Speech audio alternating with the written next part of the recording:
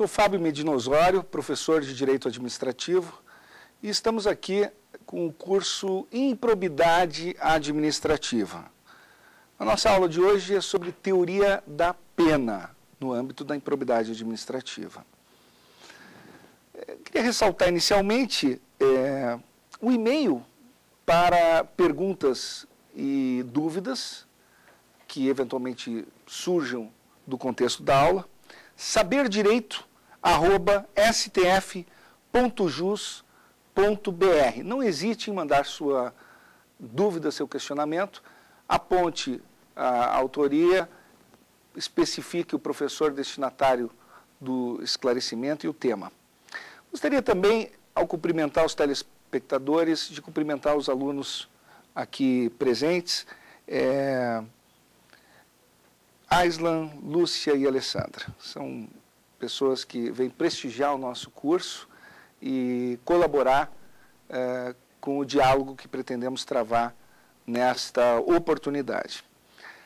Gostaria de recuperar rapidamente as premissas que norteiam o nosso curso sobre a Lei 8429 de 92, aqui considerada um autêntico código geral de conduta de todos os agentes públicos no Brasil e abarcando em todos os escalões o setor público nacional, estaduais e municipais.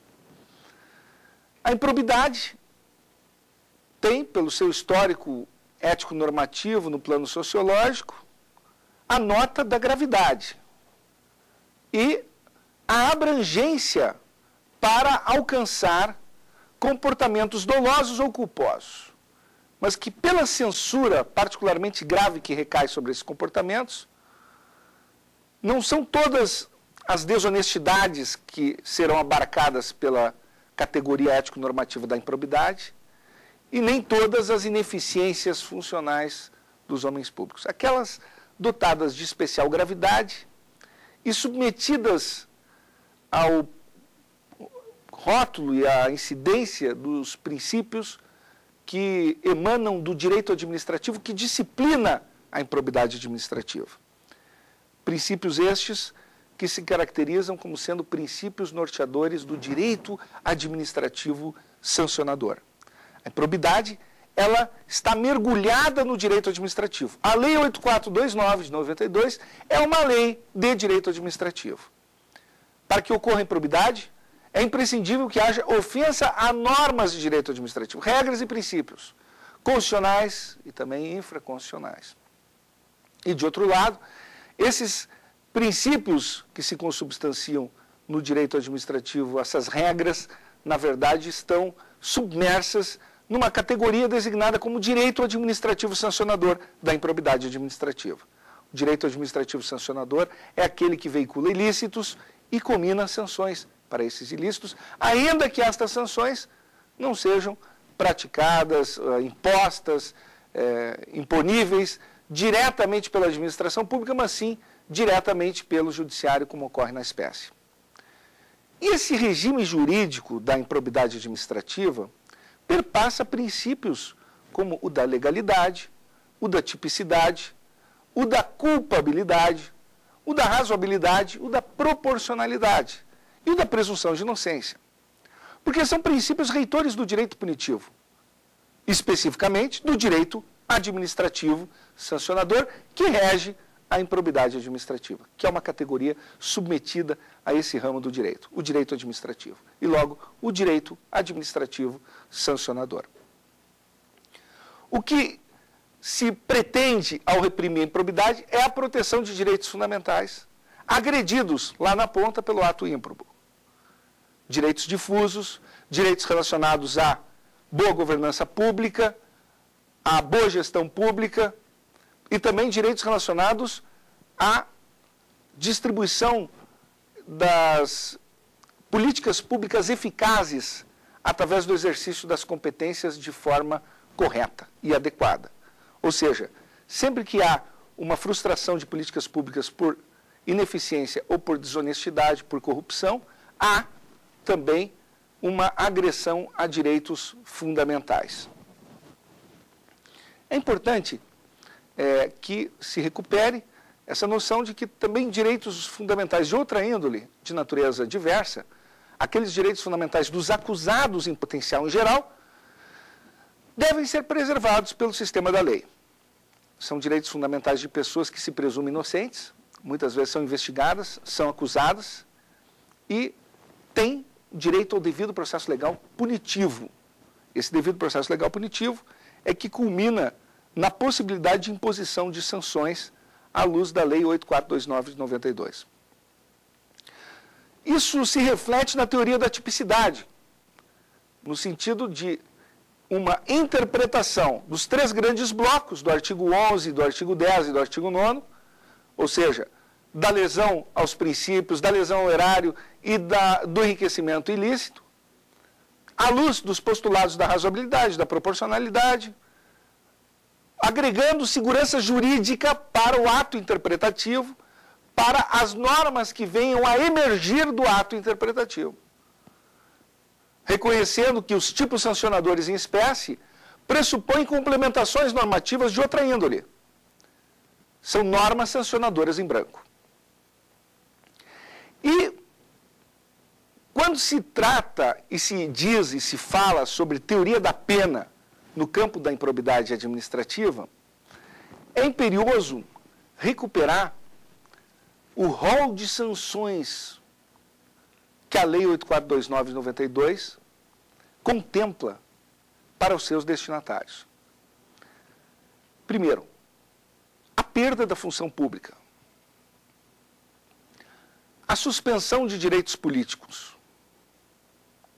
as interdições de direitos, como proibição de contratar com a administração pública ou dela receber benefícios fiscais ou creditícios, direto ou indiretamente, ainda que por intermédio de pessoa jurídica da qual seja sócio majoritário.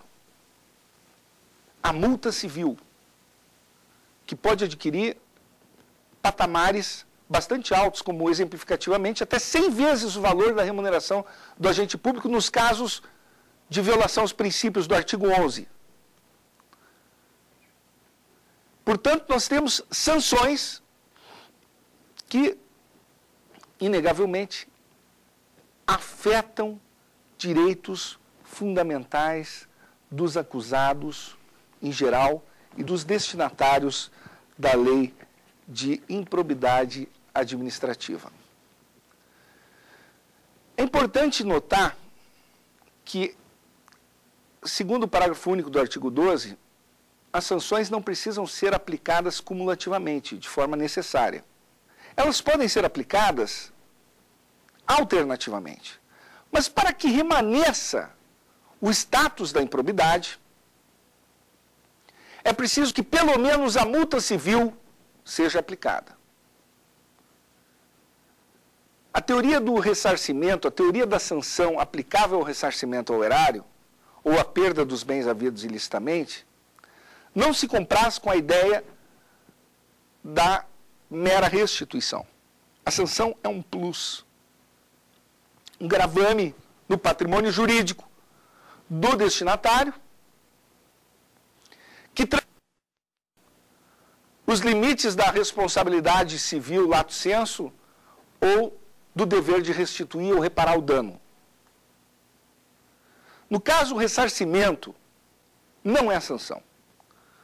Embora haja precedentes trabalhando a teoria do ressarcimento à luz do espectro sancionatório. O ressarcimento causa gravame, sim, ao direito individual. É uma forma de restringir o direito individual do ponto de vista patrimonial.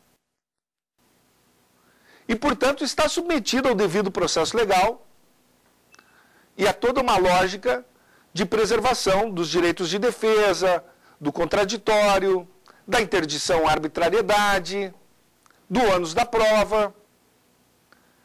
Mas o ressarcimento ele não adquire o estágio necessário para ingressar na esfera do direito administrativo sancionador.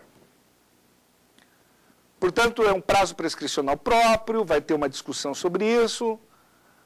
O ressarcimento, sem dúvida alguma, não pode ser confundido com a sanção. O veículo para o ressarcimento pode ser uma ação civil pública, inclusive, sem ser revestida de natureza de improbidade, de tutela da probidade, ou uma ação popular. Mas quando se pretende a imposição das sanções expressamente contempladas na Lei 8429, que é o caso da suspensão de direitos políticos, das interdições de direitos, da multa civil, aí sim nós temos as penalidades em espécie. Nós temos as penalidades em espécie que se subordinam ao direito administrativo sancionador, à teoria da sanção e a uma aproximação radical, cada vez maior, com a teoria da pena criminal, do direito penal, que tem todo um aspecto e uma dimensão humanística histórica, que agora pode ser importada também para o direito administrativo sancionador, embora com matizes. Essa teoria da pena, portanto, tem por lastro central o postulado da proporcionalidade, o princípio da proporcionalidade. É o âmago da teoria da pena, o princípio da proporcionalidade. E aqui vale lembrar que a Lei 8429, 92, é muito lacunosa no tocante aos critérios para a fixação da pena. A dimensão do dano, o proveito econômico do agente, são fatores expressamente previstos. Mas há um rol de circunstâncias que pode ser levado em consideração e deve ser aquilatado pelo julgador para informar o conteúdo do princípio da proporcionalidade e seu impacto no campo do sancionamento de uma conduta tida como ilícita. É o caso, portanto, de trazer à tona, por analogia, com seus devidos matizes, o próprio artigo 59 do Código Penal. Modular a pena de acordo com antecedentes da pessoa, com a intensidade do elemento subjetivo, com a reincidência ou não, e com aqueles vetores que, de modo mais abrangente, informam o julgador na esfera penal e podem servir de vetor de orientação também na esfera do direito sancionador da improbidade administrativa. Portanto, essa observação, desde logo, mostra a complexidade do tema,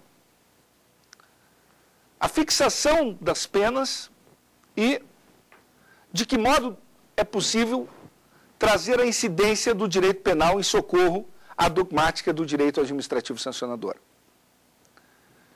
Dentre as penas cominadas, várias delas não são sequer privativas do direito administrativo sancionador da improbidade. É o caso das proibições de contratar com a administração pública, que podem ser impostas também por Tribunal de Contas. Suspensão de direitos políticos pode ser decorrência de uma sentença penal condenatória pelos mesmos fatos.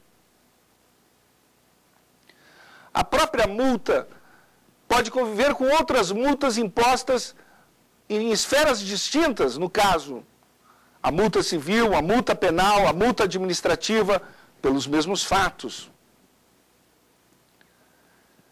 Como equacionar, do ponto de vista da operacionalização e implementação das penalidades, a convivência de penas, sanções propostas e aplicadas em órbitas diferentes?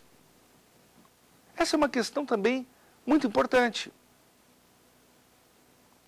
E, a priori, mais uma vez, devemos recordar da possibilidade de institutos como o reconhecimento da continuidade de ilícitos ou do concurso formal, ou mesmo de outros com anterioridade em outro momento, como é o caso do conflito aparente de normas, mas especificamente para a operacionalização de penas aplicadas por instâncias distintas. É forçoso aceitar a ideia de que, no campo da improbidade, a contagem do prazo de suspensão de direitos políticos não pode ser somada à contagem de prazo de suspensão de direitos políticos decorrente de sentença penal condenatória pelos mesmos fatos.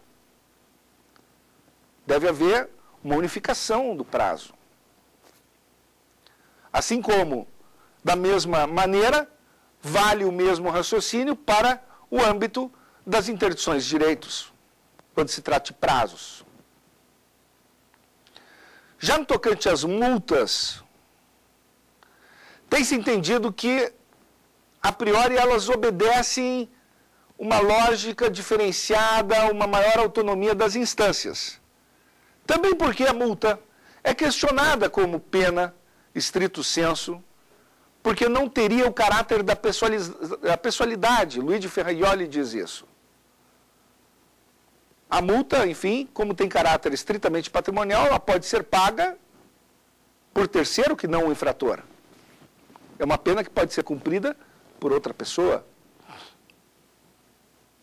Portanto, não se vê a necessidade inarredável de que essas multas sejam compatibilizadas de forma a mitigar reciprocamente a sua incidência.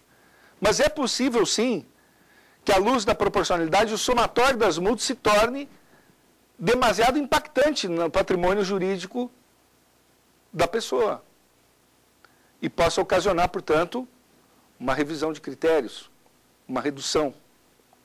Sem dúvida, esse princípio da proporcionalidade ele é norteador dessa espécie de lógica hermenêutica. Portanto, a teoria da pena, as penalidades em espécie, obedece também a essa discussão sobre a dimensão interinstitucional, que envolve a aplicação das penas e que diz respeito à convivência das instâncias à luz das suas respectivas autonomias sancionatórias. E se de um lado existe a perspectiva redutora, mitigadora, a partir da incidência dos clássicos princípios penais que presidem o concurso de crimes, o concurso de ilícitos, de outro lado, essa mesma realidade das penas aplicadas por instâncias distintas, ou passíveis de aplicação por instâncias distintas, também suscita uma reflexão sobre competências. É possível a um juiz de primeiro grau decretar a perda do cargo do presidente da República, de um governador do Estado, ou de um senador da República, ou de um colega seu que trabalhava ali ao seu lado? É possível o Ministério Público, os seus próprios colegas, que têm prerrogativa de foro na área criminal, investigar os seus superiores hierárquicos, corregedor-geral da instituição, procurador-geral da República ou de Justiça, ou ministros, ou autoridades que tenham prerrogativa de foro? Quando se trata da aplicação das penas, da teoria da pena, não há dúvida, desde logo vem à tona essa reflexão sobre a capacidade decisória, a competência para imposição dessas penalidades. E, inegavelmente, o Supremo Tribunal Federal decidiu, em determinado momento, na relatoria do ministro Sepúlveda Pertence, que não havia prerrogativa de foro a ser estabelecida com base em dispositivo legal infraconstitucional, com alteração no Código de Processo Penal, entre aqueles acusados por improbidade administrativa, e que não se compararia a prerrogativa de foro criminal com a prerrogativa de foro na área da improbidade administrativa. E as ações proliferaram abundantemente contra autoridades com prerrogativa de foro. E com penas que ostentam esta radicalidade: perda do cargo público, suspensão de direitos políticos, proibição de contratar com a administração pública, receber benefícios fiscais, creditícios, etc. Afora multa civil. No entanto, o Supremo Tribunal Federal posicionou-se também no sentido de que a lei dos crimes de responsabilidade, e aí para alcançar agentes políticos contemplados com prerrogativo de foro na própria lei, que regulamenta o dispositivo constitucional, do regime constitucional dos crimes de responsabilidade, não estariam expostos à Lei 8429, porque esta ficaria absorvida pela Lei dos crimes de responsabilidade. Muito bem. Essa orientação, ela se sedimentou no Supremo, de alguma forma, vem se consolidando, e retrata uma construção que eu diria problemática no sentido da absorção da lei dos crimes de responsabilidade, que ela exerce uma absorção, ela absorve a lei de improbidade administrativa, mas tem como pano de fundo retirar essa competência que tem sido exercida de forma, a meu ver, até temerária, em relação a agentes políticos com prerrogativa de foro na área criminal. E retirou em parte apenas. Nem todos foram abarcados por essa orientação. Apenas aquelas autoridades, ministros de Estado, governadores, presidente da República, foram abrangidos. E o Superior Tribunal de Justiça,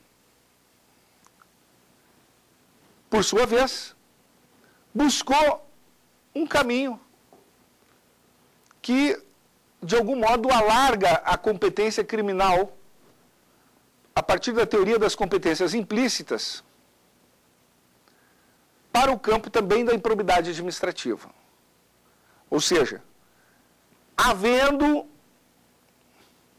uma ação de improbidade contra quem tem prerrogativa de foro criminal no Superior Tribunal de Justiça, a competência é do Superior Tribunal de Justiça, segundo esse entendimento, porque haveria a incidência, inclusive, simétrica aqui dos princípios penais ao direito administrativo, e mais ainda, por coerência lógica, porque dentro do sistema há que se preservar essa harmonia entre a competência penal e a competência não penal, mas de cunho punitivo, sancionatório, que é o caso desta que se exerce para castigar atos de improbidade administrativa. Portanto, é verdade que no tocante aos agentes políticos que estão subordinados à jurisdição do Supremo e que respondem por crime de responsabilidade na respectiva legislação, este rol de sujeitos acaba exposto tão somente e exclusivamente à lei dos crimes de responsabilidade, que absorve a lei de improbidade administrativa. Essa é a orientação que o Supremo Tribunal Federal parece ter consagrado de forma bastante estável, essa orientação. Que não seria também equivocado se orientasse e consagrasse outro entendimento no sentido de assimilar a lei de improbidade como uma ferramenta autônoma em relação à lei dos crimes de responsabilidade, porém sempre dentro da competência do Supremo, que parece que seria a orientação que talvez devesse ter sido buscada na origem, aliás, com um trabalho notável, já de longa data ainda, do início da década de 90, professor Gilmar Ferreira Mendes, em que o ministro já trabalhava essa natureza quase penal da lei de improbidade administrativa, com enorme profundidade e visão jurídica de largo alcance, já mostrando esta problemática relação das penas combinadas aos atos ímprobos com as penas criminais combinadas para os mesmos fatos e considerando a prerrogativa de foro de determinados agentes políticos. Portanto, me parece que hoje essa discussão ela deva enveredar, talvez, pela concepção do próprio Superior Tribunal de Justiça. A Corte Especial decidiu corretamente no sentido da extensão da competência para outra hipótese, a chamada competência implícita, a teoria da competência implícita, mais do que nunca se fez valer e se fez real e necessária a partir do princípio mesmo da segurança jurídica, do Estado de Direito, da uniformidade das decisões, da necessidade de salvaguardar a própria prerrogativa de foro, a essência da prerrogativa de foro, que é a proteção da independência das autoridades. A prerrogativa de foro, que muitas vezes tem sido veiculada